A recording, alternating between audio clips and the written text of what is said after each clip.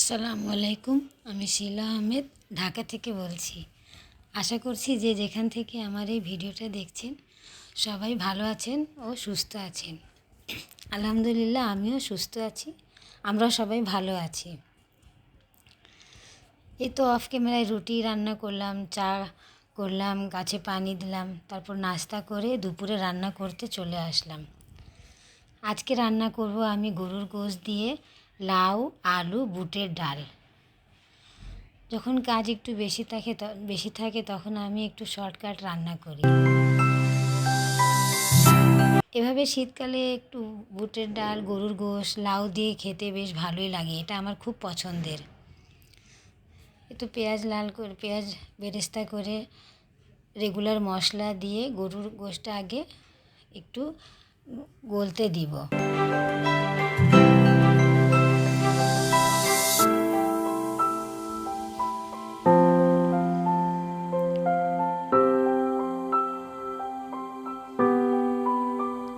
একদিকে গরু গোশত গলতে দিয়ে অন্যদিকে এই যে রুটি রান্নার যে তাওয়াটা দেখতেছেন, এবার একটু বেশি ময়লা হয়েছে।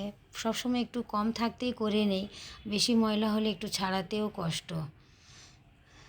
এটা যদি গরম অবস্থায় চুলায় যখন থাকে তখনই যদি একটু সাদা সিরকা মানে ভিনেগার অথবা লেবুর রস, বেকিং সোডা হোক বা খাবারের সোডা দিয়ে গরম গরম লেবুর খোসা দিয়ে মিক্স করে নিলে একটু ছাড়াতে আরাম হয়।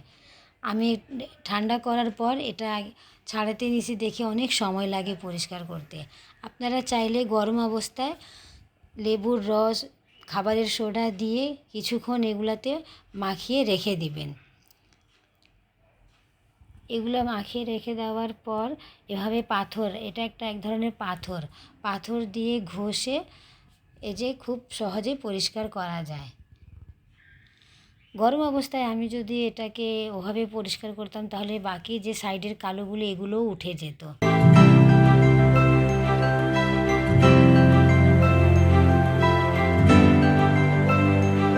এই তো একদিকে চুলায় মাংস রান্না বসিয়ে অন্যদিকে যে হাঁড়ি পাতিলগুলো ময়লা হয় সেগুলো, তারপর তাওয়া, এগুলো ধুয়ে নিতেছি। চুলায় রান্না বসিয়ে এভাবেই করি। একদিকে থালা বাসন বেশি জমতে দেই না, বেশি হলে ধুইতে কষ্ট, 2-4টা হলেই আমি সাথে সাথে ধুয়ে নিই। আর এই তো দেখেন তাওয়াটা কেমন পরিষ্কার হয়েছে।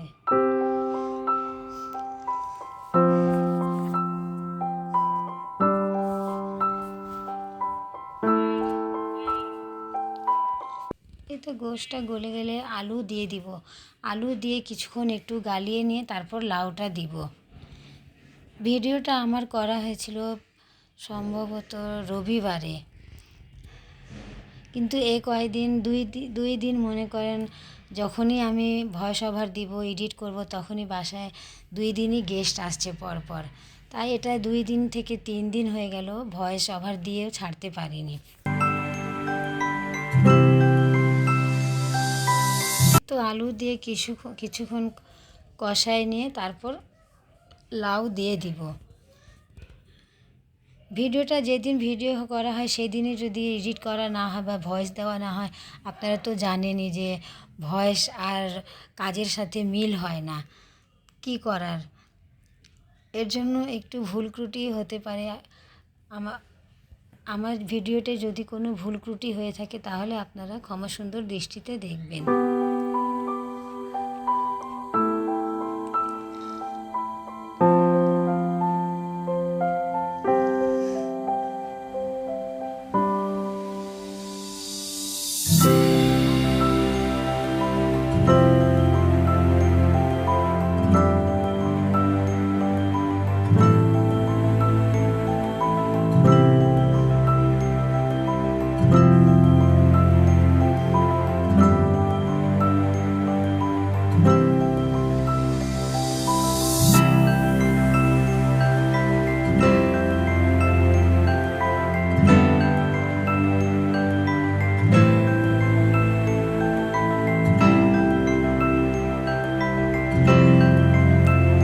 তো সবজি গলে যাওয়ার পরে বুটের ডাল আমি আগে থেকে সিদ্ধ করে রেখেছিলাম।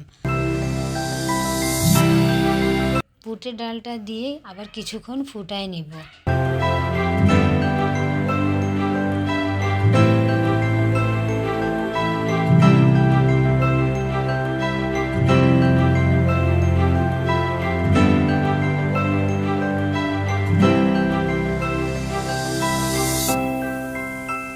এই তো বুটের ডাল দেওয়ার পরে কিছুক্ষণ একটু পানি দিয়ে ফুটিয়ে ধনেপাতা দিয়ে দিলাম।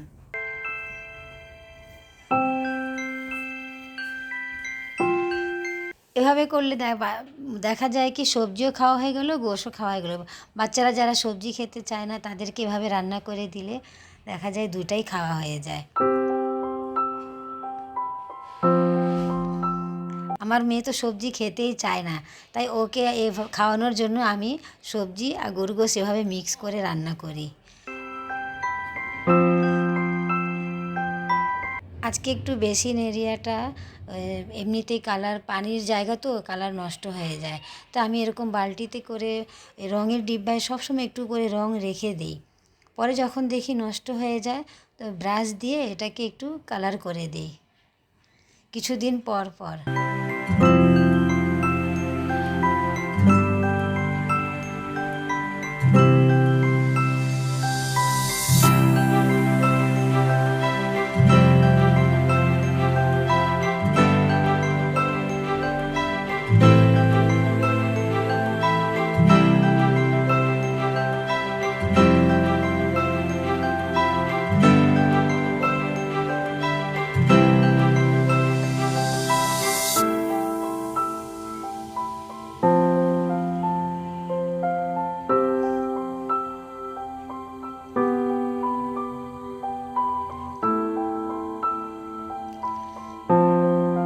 এই তো রং করতে করতে কিছুটা কাজ বাকি রেখে চলে আসলাম কবুতরদেরকে খাবার দিতে। মনে করেন ওদের খাবারের সময় হলে ওরা জানালায় এসে ঠোকর দেয়। আসলে প্রতিদিন দেওয়া হয় তো এর জন্য যেদিন একটু লেট হয়ে যায় সেদিন নিজে থেকে এসে ওরা এভাবে খাবারের জন্য জানালায় বসে ঠোকর দেয়। আর ওই যে তারগুলো যে আছে কারেন্টের, ওখানে লাইন ধরে বসে থাকে। রং করতে করতে আপনাদের ভাইয়া বলল যে ওদেরকে একটু খাবার দিয়ে দিতে, আর ওনার একটু নামাজের সময় হয়ে গেছিলো, উনি নামাজে যাওয়ার সময় আমাকে খাবার দিতে বলে যান। তাই ওদিকের কাজ বাকি রেখে এখানে আবার চলে আসলাম কবুতরদের খাবার দিতে। একসঙ্গে যখন ওরা খায় দেখতে এত ভালো লাগে, অনেক সুন্দর লাগে দেখতে। আসলে ওরা কিন্তু আমাদের পোষা না, এভাবে বাইরে থেকেই আসে, বিভিন্ন বাড়ির ভেন্টিলেটারে বা কার্নিশে এরা বাসা বেঁধে থাকে। খাবারের সময় হলে এভাবে এখানে চলে আসে।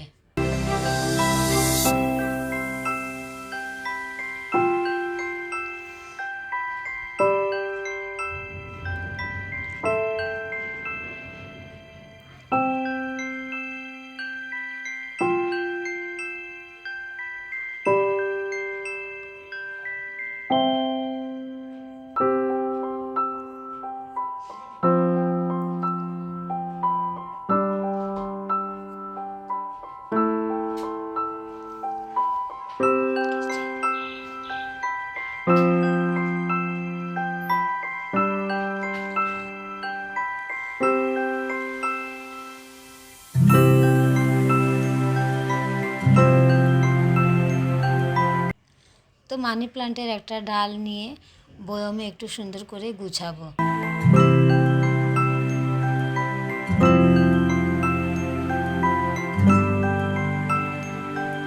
বেসিনের উপরে এভাবে মানি প্লান্ট সাজিয়ে রাখলে দেখতে আমার কাছে অনেকটা ভালো লাগে।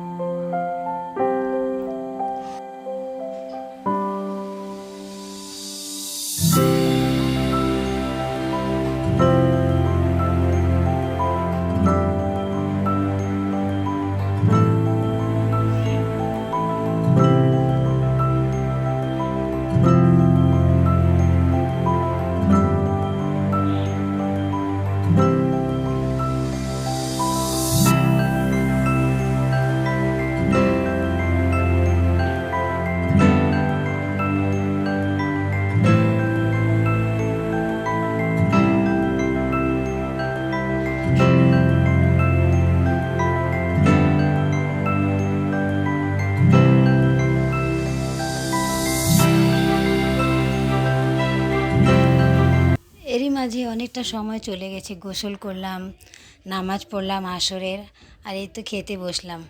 ওরা আপনাদের ভাইয়া আর আমার মেয়ে আগেই খেয়ে নিয়েছে, তাই আমি আজকে একা খাচ্ছি। আজ এ পর্যন্ত। সবাই ভালো থাকবেন, সুস্থ থাকবেন, এই কামনায় সবাইকে আসসালামু আলাইকুম, আল্লাহ হাফেজ।